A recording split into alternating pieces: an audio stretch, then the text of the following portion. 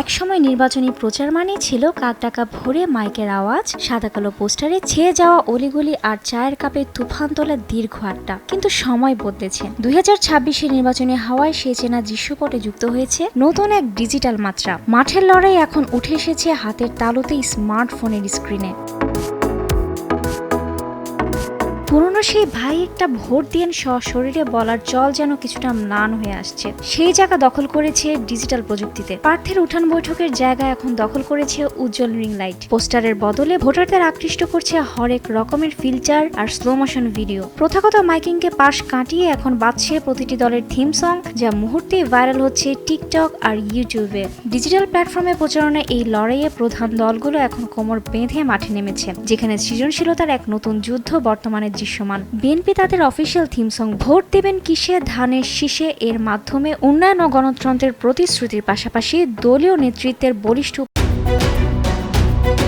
দেড় যুগ ধরে ভালোবাসার নিড়ে এসিআই পিওর সল্ট উপস্থিতি তুলে ধরছে। অন্যদিকে জাতীয় নাগরিক পার্টি এনসিপি ভিন্ন আঙ্গিকে তৈরি ভোটের মিছিলে আমার প্রতীক শাপলা কলি গানে 24-এর গণ অভ্যুত্থানের স্মৃতি ও সাধারণ মানুষের জীবন সংগ্রামের প্রতিচ্ছবি ফুটিয়ে তুলেছে।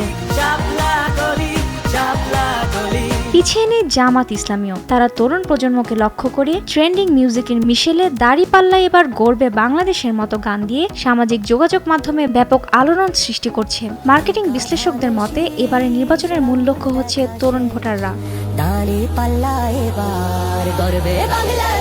যার নেপথ্যে কাজ করছে শহর থেকে গ্রাম পর্যন্ত স্মার্টফোন ও ইন্টারনেটের ব্যবহার। দীর্ঘ রাজনৈতিক বক্তৃতার চেয়ে ছোট ক্লিপ, ট্রেন্ডিং মিউজিক বা নাটকেও ভিজুয়াল উপস্থাপনা এখন ভোটারদের দ্রুত আকর্ষিত করছে।